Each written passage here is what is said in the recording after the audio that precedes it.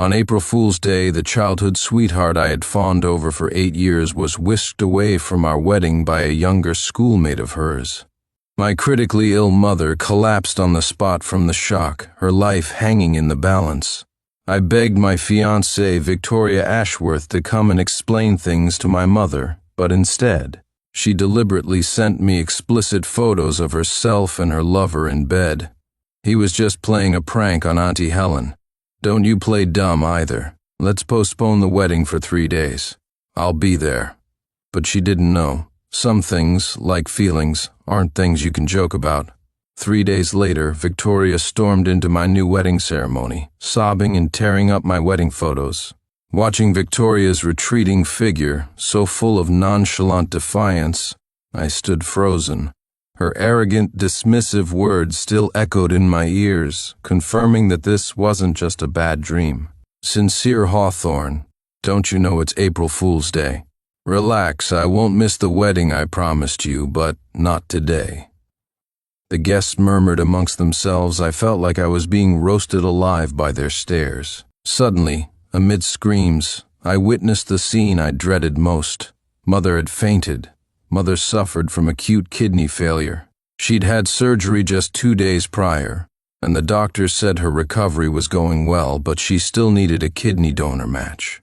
I had intended to wait until Mother had recovered more before holding the wedding, but Victoria insisted, throwing tantrums, demanding the wedding be held on April Fool's Day. When I refused, she turned her efforts to persuading Mom. Auntie Helen, haven't you wanted me as your daughter-in-law for ages? Now that you're recovering, if we hold the wedding, wouldn't it be a double blessing? Auntie, please say yes. I so desperately want to be a family with you and Sincere. My mother, overjoyed, wept and nodded repeatedly, hugging Victoria. It was such a heartwarming scene that I overlooked the cunning smile Victoria flashed as she turned away. The wedding day arrived as planned. As we were exchanging rings, Victoria's junior schoolmate burst in, grabbed her hand, and started pulling her away. Confused, I reached for Victoria, but she violently wrenched her hand free, smiling brightly at her schoolmate, Mason Mercer. So this is the exciting thing you mentioned? I love it. Is there something even more thrilling waiting for me? Mason nodded. Then, in front of everyone, they began to kiss passionately. For nearly 5 minutes they were locked in an embrace, oblivious. And here I was, the man who had pursued her for 8 years, for whom even holding her hand was often a luxury. Victoria's makeup was smudged, her lips glistening. Your kissing has improved, she murmured. Been practicing lately, huh? Humiliation and resentment formed a suffocating net around me. The ache in my heart spread through my body. Deluding myself, I grabbed Victoria's hand again, swallowing my pride. Victoria, this is our wedding day. Can you please not do this? I loved her deeply. When she couldn't find a job after graduation, I couldn't bear to see her struggle. I worked multiple part-time jobs to give her $1,500 a month for living expenses. Only now did I realize that the person I cherished could also fawn over someone else. Victoria scoffed at my plea, contemptuously shaking off my hand. Do what? You think everyone is an old-fashioned stick in the mud like you? With that, Mason led her away. Outside the operating room, I was on pins and needles. I prayed desperately for Mom not to be in danger, but fate seemed unkind. Mother didn't have much time left. Even in her final moments, she was asking for Victoria. Mom, wait for me. I'll call her right now. She'll definitely come. My hands trembled so badly I could barely hold the phone. Tears blurred my vision. The call wouldn't go through. A minute later, a message arrived from Victoria. Hold your phone screen up to Auntie Helen. I want to see her. Relieved, I quickly held the phone towards Mom, but that very action caused Mom to leave me forever. Because on the screen were explicit photos of Victoria and Mason Mercer in bed.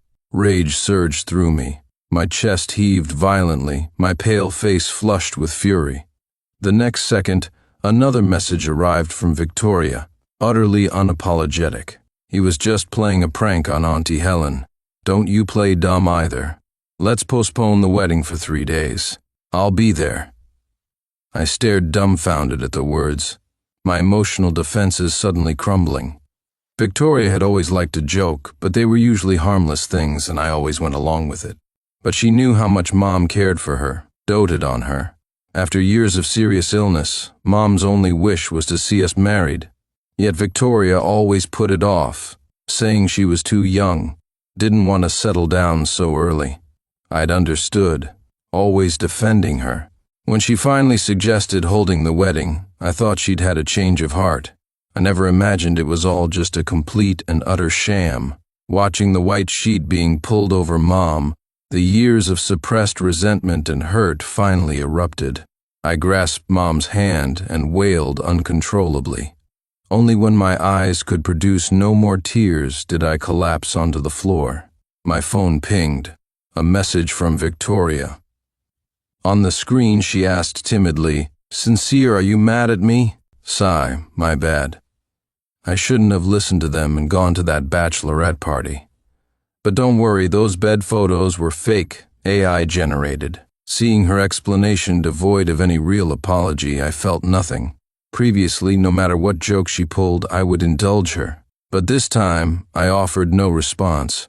After a moment of silence, my phone vibrated violently again. It was Victoria calling. I sat numbly for a while before finally answering, determined to set things straight. "Sincere Hawthorne, can you stop being so unreasonable all the time? You've been pressuring me to marry you for years. Can't I have a little fun before the wedding? Yes, your mother supported me financially for 10 years. But does that mean I have to be your family's servant?" Her stream of complaints poured into my ear.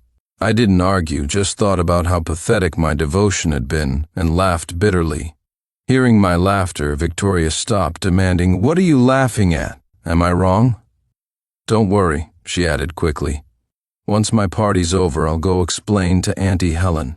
I definitely won't make things difficult for you." Through the phone, I could clearly hear the heavy breathing of a man, as if he were right there with her, on her. I didn't call her out. From now on, she had nothing to do with me. Why bother with a thankless task? I simply said, "Mom's dead," right after she saw those photos. Victoria choked on her words. But quickly her dismissive, mocking tone returned. "Oh, Sincere, you're 28 now. Can you stop acting like a little boy? Auntie Helen knew it was April Fool's Day. How could she possibly believe those photos?" I heard her scoff. "If you keep talking like this, I won't bother explaining for you." Let's see who you'll marry then." She was always like this, recklessly joking, poking at my vulnerabilities. But this time I wouldn't tolerate it like before. "I'll marry anyone, just not you." My voice was flat, devoid of emotion. The coldness in my words made Victoria pause, speechless.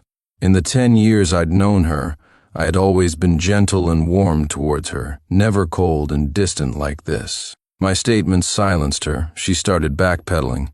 "Sincere, what are you talking about? Who else would you marry if not me?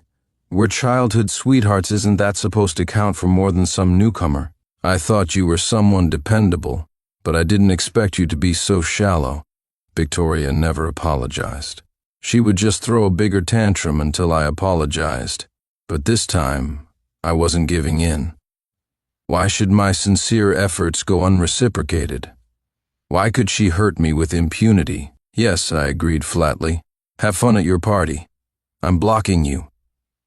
Without waiting for her reply, I decisively ended the call and blocked all her contact methods. After doing all this, my phone rang again. It was Summer Summers, the daughter of my mother's best friend. Her voice sounded tired, as if she had just been crying.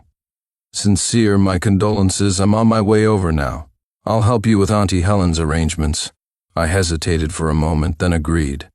But the bitterness in my heart hadn't faded. The $150,000 I had promised Victoria as a wedding gift. Before this, I always gave her the best of everything. But what I received in return was not genuine affection. Looking at the $150,000 balance in my account, I didn't relax. I continued working my part-time jobs. My supervisor asked me to deliver drinks to a private room. Before opening the door, I heard Victoria's voice. "Him? Oh, he's just my simp. Marrying him is just pity, really. After all, he spent millions on me over the years. Pity? Before I could process it, the conversation inside continued. Victoria, you've spent quite a bit on Mason too, right? Didn't you buy him that Cayenne? Gotta say, your simp is really good to you. He squeezes onto the subway every day while you just have to play the victim and act cute, and he bends over backwards for you. Victoria giggled softly. Well, marrying him is like casting pearls before swine anyway. It's only normal for him to treat me well, just a basic investment. Besides, I agreed to marry him. What more could he possibly want? I lowered my gaze, thought for a moment, then let out a self-mocking laugh. All these years it seemed I had never truly seen her for who she was. I poured my heart out for her, afraid she'd suffer the slightest grievance. I never expected her to do the same for me, but I didn't expect my devotion to be met not with appreciation but with entitlement and escalation. Mason suddenly sighed, sounding dejected. It's still unfair to Victoria. It's all my fault I got kidney failure. Victoria had to deal with sincere Hawthorne for my sake, fighting tooth and nail to secure that kidney. Otherwise, how could I have found a match so quickly? He even feigned a sob. Kidney donor match. Those words echoed in my mind. So, her recent kindness towards me. Was it all for Mason? So that kidney donor match that mysteriously disappeared. It wasn't an accident, but a premeditated plot? Disbelieving, I tightened my grip on the drinks. Just then the door swung open, and Victoria and I locked eyes. She glanced around in panic, realizing she was cornered. Victoria scrambled to her feet, grabbing my hand, her voice trembling. Sincere, when did you get here? Could she actually feel fear? I sneered inwardly. Ignoring her touch, I subtly distanced myself. Just arrived, I said softly. I've delivered the drinks. Enjoy your evening. Curious eyes turned towards me, waiting for my reaction. They knew I could be possessive about Victoria, but who knew her circle of friends wasn't exactly wholesome? Victoria often mocked me, saying I got jealous over nothing. Seeing my calm reaction, the room fell dead silent. Victoria grew even more anxious. In front of everyone, she clung to my arm, forcing a smile. What do you mean, enjoy the evening, Sincere? Since you're here, I'll just go back with you. I'm a little worried leaving Auntie Helen alone at the hospital. I clenched my fist imperceptibly, turning to look at her. My sharp gaze startled her, but she held onto my hand tightly, softening her tone. Sincere, why are you looking at me like that? You're scaring me. I didn't bother exposing her charade. I just shook my head gently. The next moment, my phone rang. It was Summer. Sincere, when are you coming back? I made your favorite tomato and shrimp ball soup. Summer's gentle voice on the other end startled me for a moment, making me feel a flicker of warmth, like home. I'll be back soon. You don't have to wait up. As soon as I finished speaking, I caught sight of Victoria's dark expression. She clutched my hand, stubbornly refusing to let me go. Sincere, who was that? Is someone waiting for you at home? Victoria never cared about my affairs, simply because she assumed I would drop everything for her. But that was predicated on my love for her. Now, that love was long gone. I shook my head, averted my gaze, and fobbed her off. You know me. She nodded, seemingly reassured, finding a narrative that comforted her. So Auntie Helen is back home? Then I'll go back with you. I was about to make an excuse when Mason behind me spoke up again. Victoria, this is your bachelorette party. It'll be boring if you leave. Besides, I have a surprise for you. Aren't you curious? I watched her quietly, seeing the excitement flare in her eyes. Her grip on my arm loosened. She pouted, complaining to me, Sincere, I can't really leave here. Can you go back first, please? The thought of being your bride tomorrow excites me so much I won't be able to sleep. I nodded, saying nothing more. After I got home, I received a message from Mason. It was a photo. Victoria's smooth back was covered in red marks. Moreover, the usually traditional Victoria was wearing outrageously revealing lingerie, kneeling before him. Mason added gloatingly, Sincere Hawthorne, your fiancée is quite wild. I'm just helping you train her. You don't mind, right? Without a doubt, the person on the other end expected an enraged response from me, but I felt nothing. Without hesitation, I deleted the message and blocked him. From now on, whatever Victoria did had nothing to do with me. When I returned home, Summer looked at me strangely. After some thought, I couldn't help asking, "Summer, is there something you want to say?" Faced with my directness, Summer was straightforward. "Sincere, you can have me be your bride tomorrow. I don't want to see them looking down on you." I refused without hesitation. To me, Summer was more like a sister. Her family was grateful and determined to repay kindness. Years ago, when Mrs. Summers had complications during childbirth, it was my mother who unhesitatingly provided 40,000 for emergency treatment, saving them. They remembered that kindness for 20 years, but I couldn't force them into this.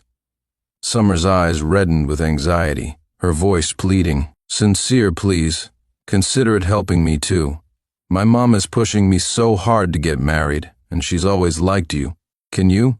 Ultimately, I couldn't refuse. I sat on the sofa until 3 in the morning, unable to sleep. Just as drowsiness finally began to claim me, I found a letter. It was in Victoria's handwriting. After reading it, my hatred for Victoria reached its peak. My hands trembled with rage, barely able to hold anything. So the kidney donor. Victoria had forced Mom to give it up for Mason Mercer. The fire in my heart blazed uncontrollably. Just then, a text message arrived from Victoria. "Sincere, tomorrow I'll dress beautifully to marry you. From now on, I'll honor Auntie Helen with you. I believe someone as good as Auntie will definitely find a suitable kidney donor." I didn't reply. I really didn't want any further entanglement with someone so morally bankrupt. At 9 in the morning, I was already at Summer's house. Seeing her, looking strikingly beautiful in a different way, touched my heart unexpectedly. But I knew better than anyone. Today wasn't a wedding, but the moment to ruin those two despicable people. Mrs. Summers grasped my hand emotionally, her eyes filled with pity and regret. "Sincere, it's such a shame your mother couldn't see you get married. Today, just do what you need to do. Let Summer be there for you, okay?" I was grateful that someone understood. I nodded firmly. Just then, my phone rang. It was Victoria. "Sincere, why haven't you come to pick me up yet? I order you to be here in 10 minutes, otherwise I won't marry you, and let's see what you do then." Listening to her mix of petulance and affected coyness, I felt no joy. Only irritation. "Okay," I mumbled perfunctorily. "Wait for me." Victoria's wedding venue was supposed to be in one part of the city, while the one with Summer was in another. Half an hour later, Summer and I arrived at the venue. Victoria called again, her voice tinged with anxiety and fear. "Sincere, they're saying you're marrying someone else." I didn't believe them. "You wouldn't marry someone else, right?" I remained silent. My silence amplified her fear to its peak. I could hear the wind whistling on her end. Clearly, she was already rushing over here. I hung up. It was time to exchange rings. Summer, blushing shyly, placed the ring on my finger. Urged on by the crowd, Summer stood on tiptoe to kiss me. At that exact moment, Victoria burst in, gaping at me. "Sincere, Hawthorne, you're actually marrying someone else?" The wedding photo displayed nearby seemed to sear her eyes. She violently ripped it apart. The crowd was still buzzing. Victoria saw me avoiding her gaze and suddenly burst out laughing. "You do still love me, you're just putting on a show to make me jealous. But you're sensible enough, knowing I have mysophobia." She glared at me imperiously, triumphant. "Today, if you dare kiss her." Before she could finish, I kissed Summer. It was just a brief, light touch, yet it silenced the entire venue. After the kiss, I peeled off the piece of plastic wrap I'd placed on my lips and quietly apologized to Summer. "Are you satisfied now?" Victoria shook her head frantically, desperately clinging to denial. "Are you still angry about April Fool's Day? Angry that Mason Mercer crashed the wedding? Fine, I'll give you what you want. I'll crash this wedding too, come with me, okay?" I shook my head decisively, looking at her calmly. If it had just been a petty tantrum, I could have forgiven her. But she forgot I have mysophobia too, and I hate betrayal. And her biggest mistake was targeting my mother. Seeing Mason Mercer lurking behind her, ready to intervene, I gave a slight smile. Do you still think I'm just angry? Victoria nodded eagerly without a second thought, even trying to make small talk. Sincere, I know you get jealous easily, but today is our wedding day. Please don't be unreasonable, okay? I already apologized. I shook my head wearily, staring at her. Just because she apologized, did that mean I had to forgive? Seeing my indifference, the last shred of patience Victoria had wore thin. Her eyes darted quickly across the guests, only to be met with disappointment. I glanced at her coolly, then turned to Summer. You and Auntie Eleanor should head back first. I can handle things here. Once everything is over, I'll come find you. Summer shook her head without hesitation, her eyes resolute. Sincere, I'll just say it. I like you. From now on, I won't leave you. I looked at her numbly, but still said nothing. Seeing our closeness, Victoria charged forward like a madwoman, lashing out wildly at me. Sincere Hawthorne, why are you so close to this woman? Don't you know I have mysophobia? If you don't let go, I really won't marry you.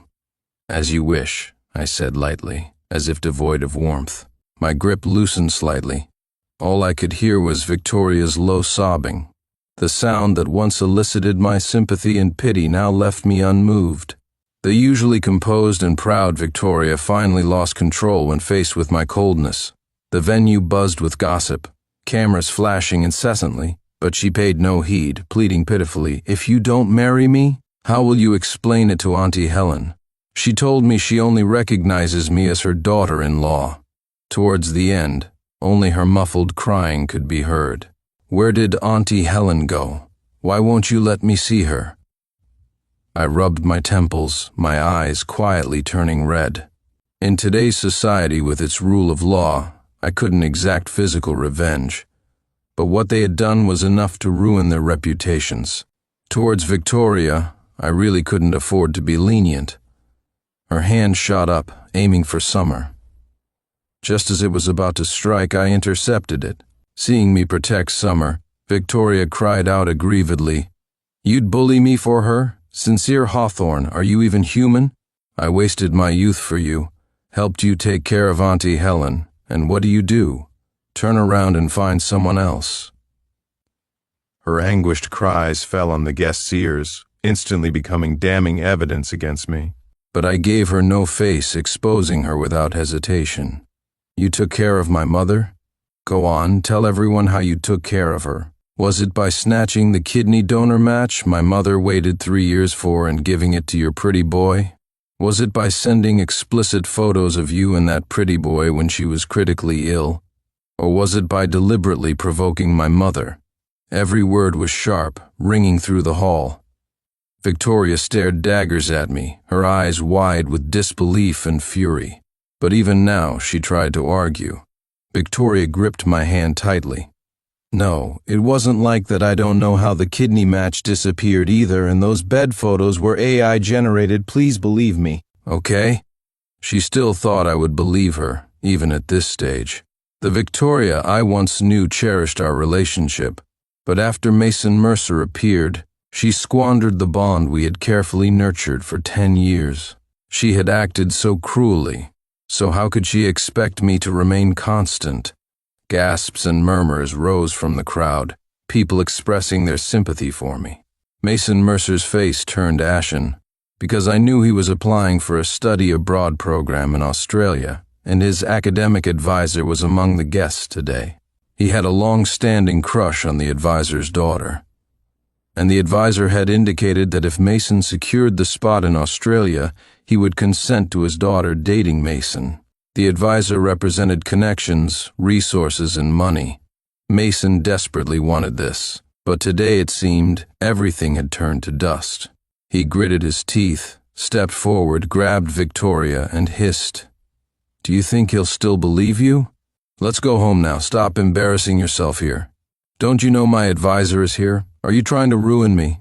I watched calmly as they turned on each other. I thought Victoria might regain some composure, perhaps consider her lover's situation. But instead of calming down, she unleashed everything Mason had done recently. You think you're any better? Leading on your advisor's daughter while sleeping with me, tricking me into buying you a house and a car, tricking me into forcing Auntie Helen to give you the kidney donor you ruined yourself. Her words hit like a bombshell in the large hall. The advisor shot up from his seat, pointing furiously at Mason. You just wait. Mason chased after the advisor as he stormed out. Once most of the other guests had dispersed, I helped Summer prepare to leave. But Victoria blocked our path. Her makeup was ruined, but on her ring finger she wore the simple silver ring I had given her in college. Sincere, I know I was wrong now. Can you forgive me? I know you were jealous, angry that I was so good to him. I've cut ties with him now. Can we start over? I shook my head firmly, stating calmly, Victoria, some things can't just be started over. As you can see, I'm married. Do you think I can start over? Victoria stared blankly at my hand intertwined with Summer's, shaking her head in disbelief, tears welling up. Trembling, she demanded, Then take me to see Auntie Helen. I need to hear her say herself that she doesn't want me as her daughter-in-law. Seeing her utter lack of comprehension, a wave of bitterness washed over me. I stared at her coldly, articulating each word slowly. You will never see my mother again in this lifetime. Go home. She clenched her jaw, her hair flying as she spoke fiercely. Why? Are you afraid Auntie Helen won't approve of you leaving me? Sincere Hawthorne, how can you be so selfish? She lunged forward to grab my hand, her eyes bloodshot like a crazed animal. I simply watched her and stated nonchalantly, because she's already dead. That sentence acted like a sedative. Victoria, who had been screaming hysterically moments before, abruptly calmed down. Her sharp, frenzied eyes studied me quietly, her lips moved but no sound came out. After a long moment, tears streamed down her face.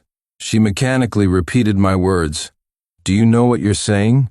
How could Auntie Helen be dead? Are you lying to me? Seeing her persistent delusion, Summer, standing beside me, finally couldn't take it anymore. Her slender frame blocked my view of Victoria, providing an unexpected sense of security. You knew Auntie Helen was unwell and couldn't handle stress, yet you deliberately provoked her with that. You used April Fool's Day as an excuse for your unreasonable behavior. Is this what you call honoring her? Finally, she pushed past Victoria, took my hand, and led me towards the hall entrance. As she passed Victoria, she said coolly, Miss Ashworth, the one who needs to stop being unreasonable is you. Leaving the hall, I still hadn't fully calmed down. The warmth of Summer's hand in mine felt surreal. Fortunately, the cool breeze outside quickly brought me back to my senses. I took off my jacket and draped it over Summer's shoulders. Summer, thank you so much for today. It must have been hard on you. Let me take you home. Summer looked up at me, her emotionally charged gaze making me freeze again. But ultimately, she seemed hesitant to speak, just lowering her head and murmuring, Okay. After dropping her off, I returned to my apartment, surprised to find Victoria there. Hearing the door open, she immediately stood up. I ignored her presence, heading straight for the bedroom. Seeing my indifference, she chased after me and grabbed my arm. Her tone was uncharacteristically vulnerable and lost. Sincere, are you really going to marry that woman? Tell me the truth. We're childhood sweethearts. Everyone in our circle talked about us. A perfect match, they all told me. I found the right person. Told me to build a good life with you, but you? I played one joke on you, and you immediately marry someone else? Are you even human? Anger gradually filled my heart. Looking into her eyes, I found the situation utterly absurd and unreasonable. Yes, this was Victoria Ashworth, always having her own twisted logic, always able to justify her actions. I strode to the coffee table, pulled Mom's death certificate from the drawer, and thrust it into her hands. Do you think I, Sincere Hawthorne, am pathetic enough to marry my mother's killer? The rage boiling in my chest threatened to erupt. I took a deep, controlled breath, calming myself. Yes, we were childhood sweethearts, but what did you treat me as? An ATM? A backup plan? Let me tell you, I don't care about you anymore. Do whatever you want from now on. With that, I stormed into the bedroom and locked the door. Outside the door, Victoria was silent. After a long pause, the sound of intermittent crying began, lasting through the night. The next day, Summer and I planned to take Mom's ashes back to our hometown. When I went to collect them, I found Victoria still in the apartment. The dining table was even laden with breakfast. Seeing me dressed and ready to leave, she smiled awkwardly, speaking softly. "Didn't you always want to eat breakfast I made? Remember the first time I cooked for you? You and Auntie Helen fought over it." Hearing her reminisce, my expression remained unchanged. Victoria's face grew increasingly awkward, but she forced another smile. "It's okay. From now on, if you want it, I'll make it for you every day." I had fantasized about such moments countless times, but now, faced with her overture, I just shook my head coldly, stating concisely, "This apartment was left to you by Mom. Come by later to handle the transfer paperwork. I'll be moving out in the next couple of days." Victoria's face instantly turned deathly pale, her hands trembling uncontrollably. She stared at me blankly, making a last stand. "Sincere, did you forget? Auntie Helen prepared this apartment as our marital home. What do you mean you're moving out?" "Yes, this was the marital home Mom prepared for us. After the initial transfer, everything inside was furnished by me. Victoria had never asked about it. When I tried to consult her, she brushed me off impatiently. It's just an apartment, you decide. But I had seen the apartment she had meticulously decorated for herself elsewhere. It radiated warmth. Transferring this apartment to her wasn't out of lingering affection, but because I wanted to cut ties with the past. I mumbled a non-committal twice, ignoring the voice behind me, and walked straight out the door. Summer was already waiting downstairs. Seeing my mood, she quickly asked what was wrong. I gave a vague answer, not elaborating. Back in our hometown, looking at the familiar surroundings and the faded group photo on the wall, I unhesitatingly took the photo down, went outside, and threw it into the trash bin. Throughout this time, Victoria called incessantly, probably more times than she had called me in the entire past year. When she called for the 99th time, I decisively added her to my block list. Belated concern? I didn't need it anymore. On the third day, when I went to finalize the property transfer, Victoria arrived late. Seeing her, I got straight to the point. "Once the paperwork is done, let's part ways amicably. I definitely won't let your little schoolmate off easily. As for you, I promised Mom I wouldn't do anything to you." Hearing this, she burst into tears, her eyes instantly red. But I just mechanically proceeded with the transfer procedures, not paying her any mind. Just then, Victoria's phone rang. She glanced at me first, then answered. "Isn't this what you brought upon yourself? What's the use of begging me now? Considering ending things? Go ahead and make that choice then. I feel intense displeasure just looking at someone like you." Victoria's tone was icy, devoid of any warmth. But hadn't she been scheming and plotting for Mason Mercer just recently? After hanging up, she gave a bitter smile and muttered, "Sincere, is it only if I am no longer here that you won't feel so negatively towards me?" She suddenly looked up, her eyes filled with determination. I thought for a moment, then shook my head decisively. "Holding on to such strong feelings requires remembering you. I want to forget you and live my own life. Tomorrow, I'm leaving the city. From now on, we have no connection." The coffee was still black, no sugar, no milk, but many things had changed irrevocably.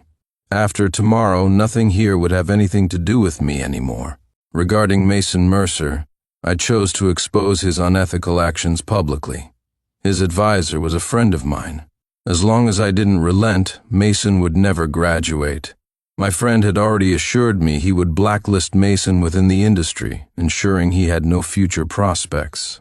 As for that kidney, I was rational enough but also resourceful enough to deal with it. The biggest fear with transplants is rejection. The first year after surgery is the most critical period for rejection. If he experienced rejection during this year and didn't receive timely treatment, death would be the only outcome. The money Victoria spent on him had already been recovered. For employment, he could only resort to manual labor, earning meager wages entirely insufficient to cover the costs of treating rejection.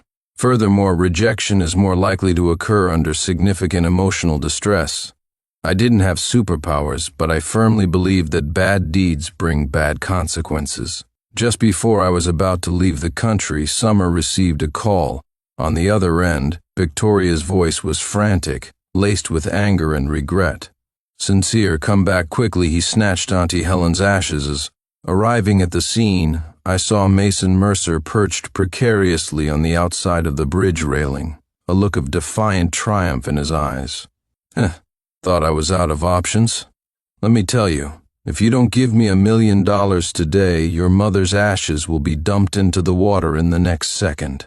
Suffering in life, and even in death, her ashes scattered because of her son's inaction.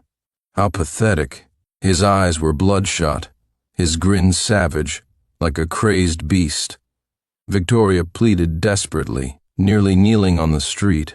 "Please, you can do anything to me. Just give me Auntie Helen's ashes, please, I beg you, for the sake of me helping you find the kidney donor." Mentioning that only fueled Mason's frenzy. He whipped his head around, glaring viciously at Victoria. "You want me to thank you? If you hadn't repeatedly assured me the kidney was fine, would I be tormented by rejection symptoms now?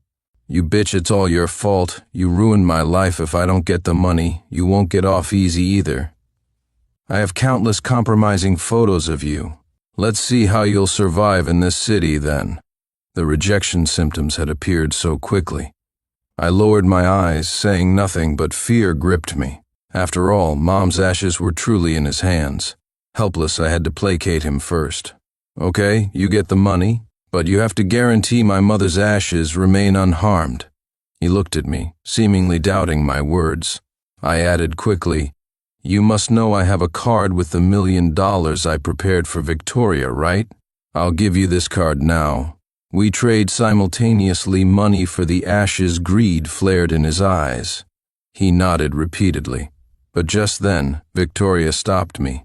"Sincere, I caused this mess. How can I let you pay?" With that, she pulled out a bank card, ready to hand it to Mason. At the same time, sirens wailed someone had called the police.